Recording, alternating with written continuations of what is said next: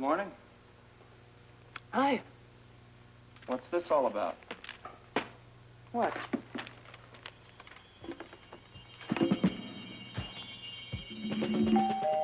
I'll get it.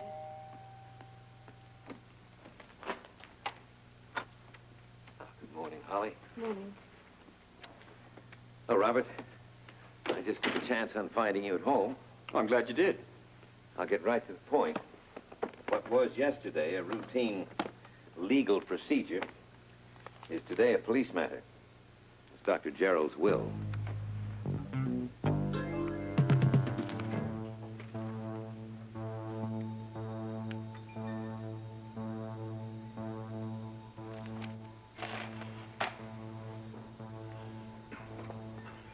What are you doing? Make this look like a suicide, don't we?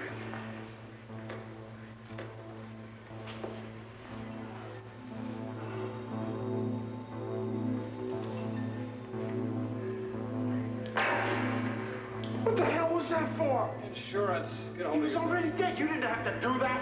Of course I did. Use your head. First shot was fired from a distance.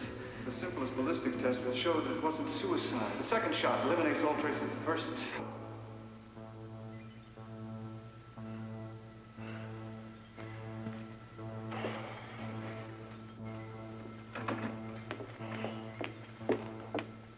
Oh, Grant, what's the matter?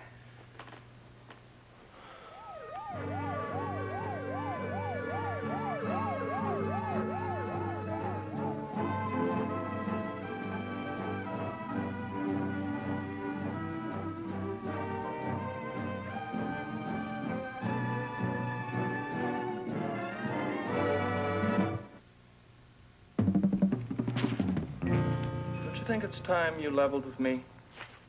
About what? Connie. Now listen. You and I have been playing games together for a long time now.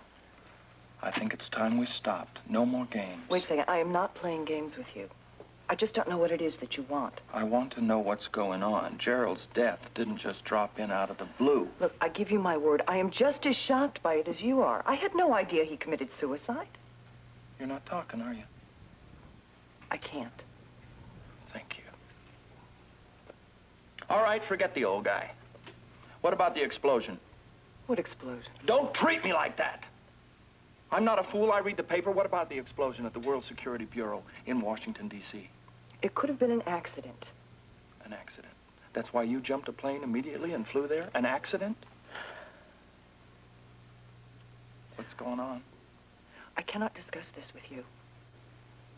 Was that bombing some kind of a terrorist thing? You can tell me that. I don't know. Did it have anything to do with Gerald's death? I don't know. You want to know what I think? I think that that bombing and Gerald's so-called suicide, and maybe it is, maybe it isn't, is connected. What do you think? Luke, please. Look, I'm frightened enough as it is. Please, just don't make this any worse. Baby, why are you frightened? I just am. Connie, how can I help you? Oh, honey, if only you could. Well, you never know till you try. There is no help. Don't you see that? Nobody's safe. You can't trust anybody. There is no escaping this. Okay. All right. For whatever it's worth, I'm on your side. Wait a second. Where are you going? I got work to do. What kind of work? Well, if you're not going to help me, baby, I'm going to help myself because I am going to find out what the hell is going on.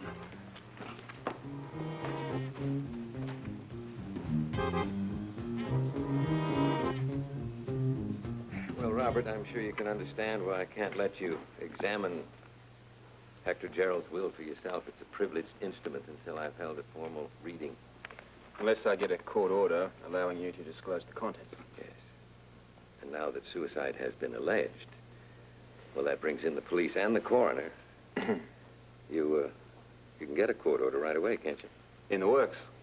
Well, then I guess I can risk giving you the general nature of the will. There is no large estate involved. His legacy is mainly his scientific work.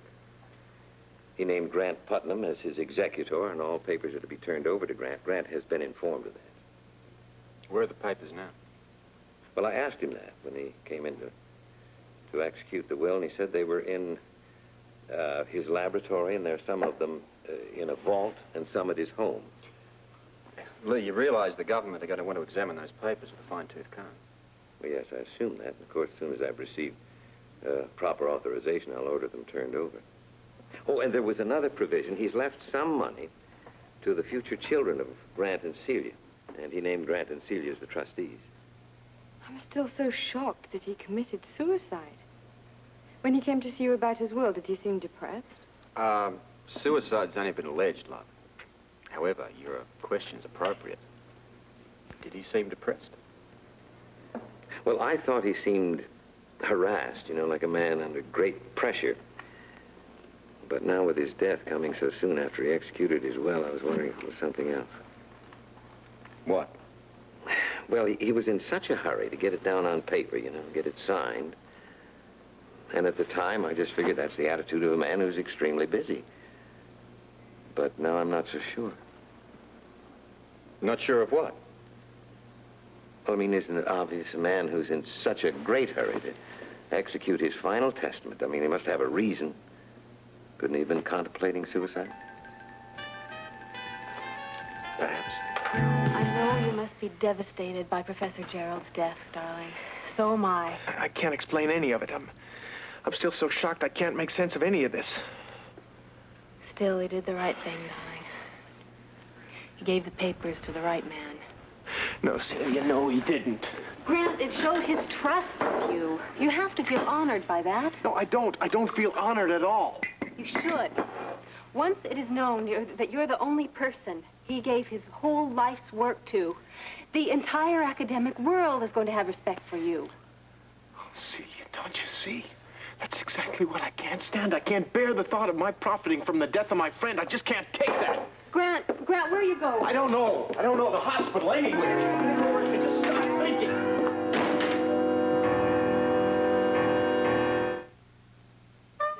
I'll be standing by, Robert. See you soon, Holly. Give our best to Gail. I'll do that. Bye. Now what? The tea's still hot. Would you like a cup? Sounds good, love. Let me take care of this first.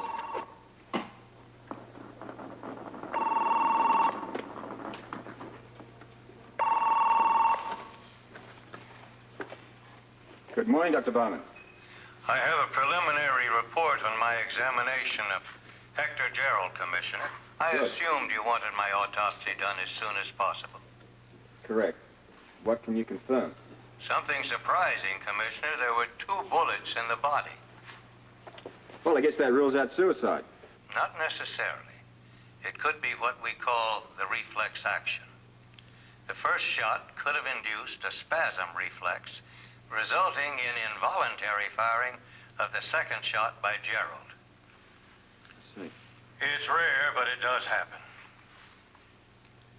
What's the time of death? I can't be precise, Commissioner, because too much time elapsed between death and discovery of the body. Well, give me your best estimate. Between 1 and 4 o'clock. What about the weapon? Captain Ramsey's ordered lab tests on the gun, but from the slugs, I'd say it was small bore, probably 25 caliber. Let's go back to the slugs you found, Doctor. 2 in almost the same position in the heart. Yet you still won't rule out suicide. Not with certainty. The spasm reflex is well recorded in forensic medicine. Thus, the autopsy doesn't prove suicide, neither does it eliminate it as the cause of death. I see. Well, thank you, Doctor, and thank you for the quick work. If I need to, I'll get back to you.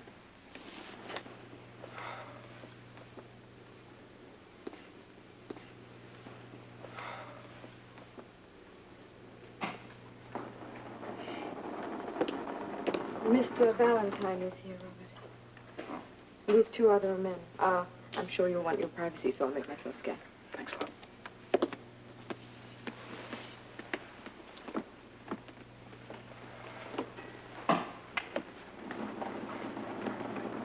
Agents Potter and Harmon. Commissioner Robert Scorpio, formerly of the WSB. I need to guess why you're here. Time, as they say, is of the essence, Robert. Isn't it always? Shall we?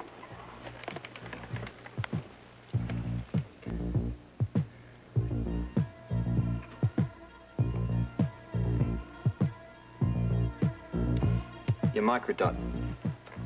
And the pencil. Very good. Harmon? Now, you should be arriving in Washington by 2 o'clock. When you arrive, you take this microdot directly to our alternate depository. You understand? Yes, sir. Well, I see no reason to waste time.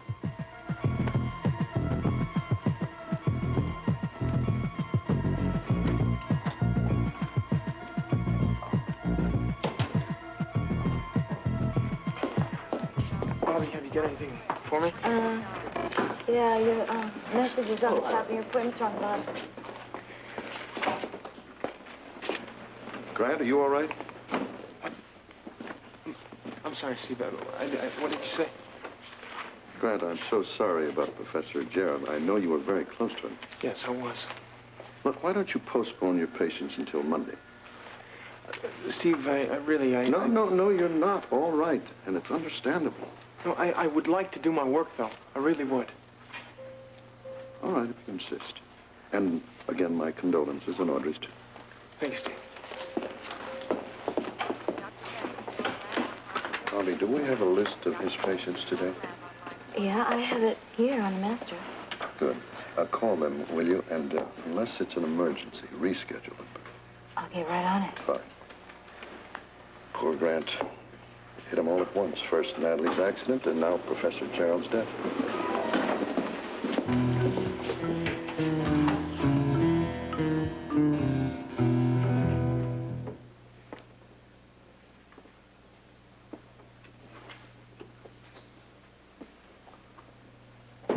Guaranteed to cheer you up.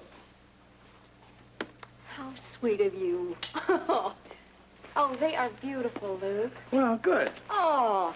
You know, I would say something about my green thumb, but under the circumstances, it's probably in poor taste. So, how's your green thumb? Well, this cast is a big damned nuisance. Complain, complain. No, I just feel so stupid slamming a car door on my head. Yeah. Well, listen, when you are finally ready for a therapist, I know a good one. Oh, one you could personally recommend? Not only is she the best therapist, probably in the world, she's also sympathetic, she's kind, and she is my friend. A neglectful friend, I'm afraid. I was just going over my files, and I really didn't spend as much time with you as I should have. Are you kidding, Natalie? You're the only reason that I'm on 2 feet walking around. No, you did it for me. I just wish I could be as much help to you as you were for me. You do. Just by dropping in like this. It's terrific. Great. Then I'll make a habit of it. You know, Luke, isn't life funny? I mean, when we first met, I just thought of you as another patient, and I'm sure I was just your therapist. And now I feel like we're really good friends. So do I. You're very special to me, Natalie. You always will be. You're pretty special yourself. Well, I guess we got one pretty good mutual admiration society going, don't we? I hope so. Yeah, I do too. I know so. It's very special to me. Look, as long as you're in that cast, if there's anything you want me to do, just give a holler. I'd be happy to do it for you. I promise. I promise. I promise. Just come in like this every now and then. It makes me feel good. It's the least I could do. You take care, and I'll see you soon. Okay. The sooner, the better. You got it. All right. It is a thing plastic. Now put them in water. I know. I will. But...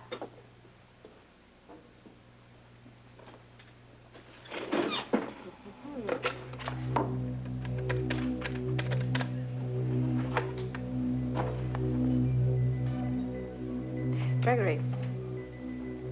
Yeah, I thought you might like to hear some good news for a change. Well, Luke just stopped in, and I think we can stop worrying about him. Mm-hmm. He practically fell all over me, brought me flowers, the whole thing. Oh, yeah, I've got him right back where he was before. Totally under my influence. No, I mean it. Yep. Exactly like he was when we first met. Mm-hmm.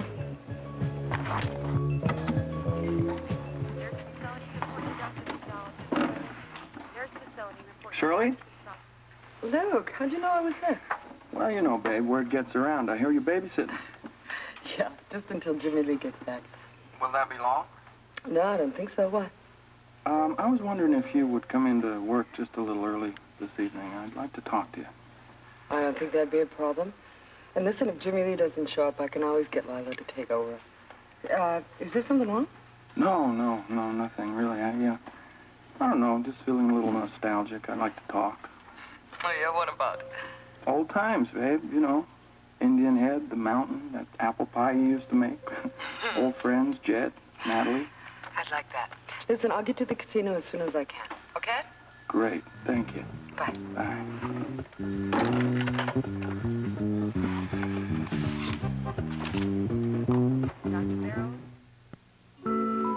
And I'm expecting a supply salesman at noon. Meanwhile, I'll be in my office, Bobby.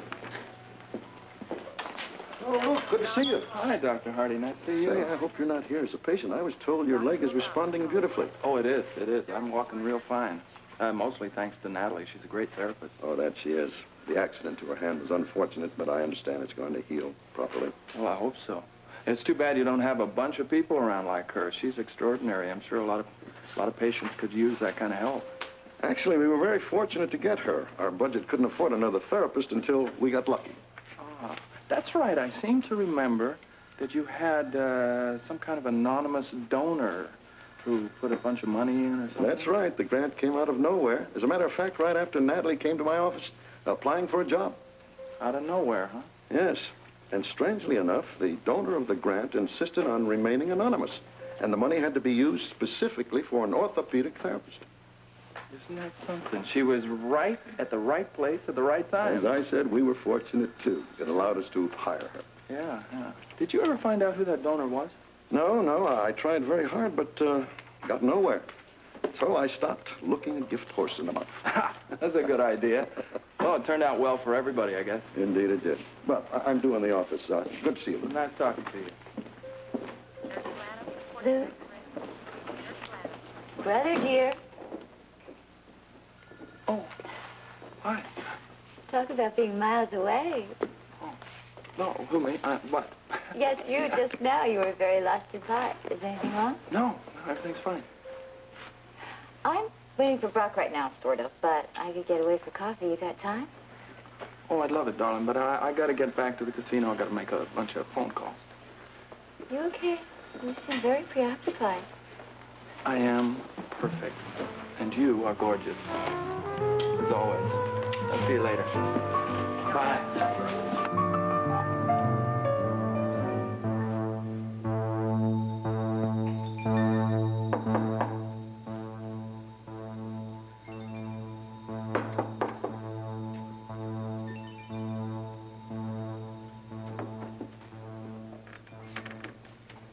I knocked, but I guess you didn't hear me. No, that's all right, Robert. Come on in. Have a seat. What can I do for you? Well, I need to ask you some questions about Dr. Gerald's death. You've been closest to him and all. I figured that maybe you could shed some light on the circumstances regarding that death. I seriously doubt that I can, but I'll be happy to tell you anything I know. Right off the top, I can tell you he never discussed suicide with me. Okay, let's go back to that area. Before that, though, can you give me your whereabouts at the time of his death? How can I do that? Pardon? I don't know when he died. Oh, I'm sorry. The coroner estimates between 1 and 4. 1 and 4. Let me think. Well, I was at home with Celia until after 1. Mm-hmm. After that? Yeah, I'd say I was there 20, 30 minutes past 1. Then I left to come here to the hospital. So I guess you would have reached here around about 2 o'clock? Ordinarily I would have, but my car broke down on the way. Did you get it started? No, I'm not much of a mechanic. Mm-hmm. What'd you do, call a tow truck or what? What? No, I was just about to do so, and Natalie happened along. She saw me stopped, and she pulled over to see what the problem was. Go on.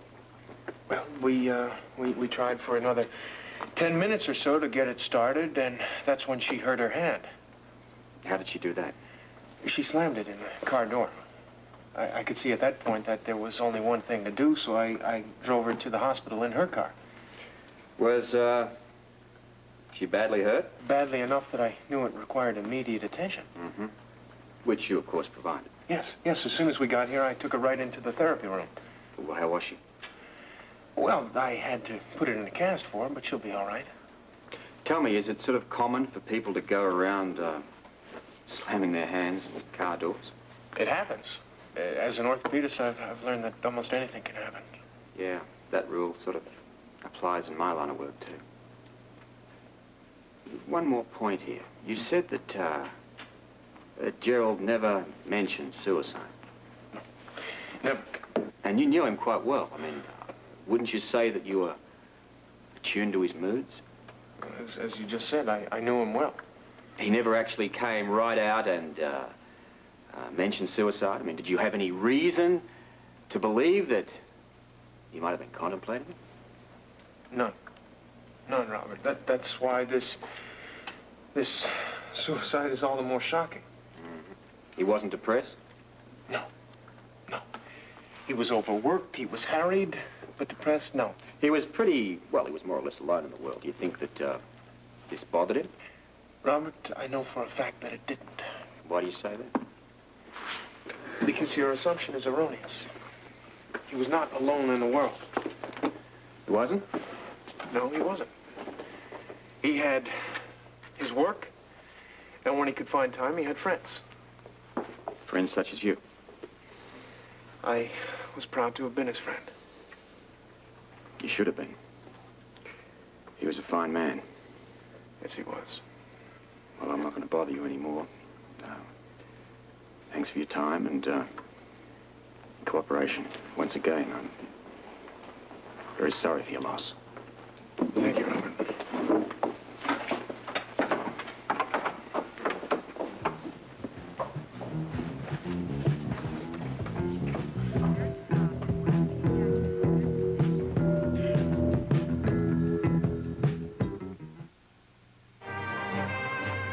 General Hospital will continue in a moment.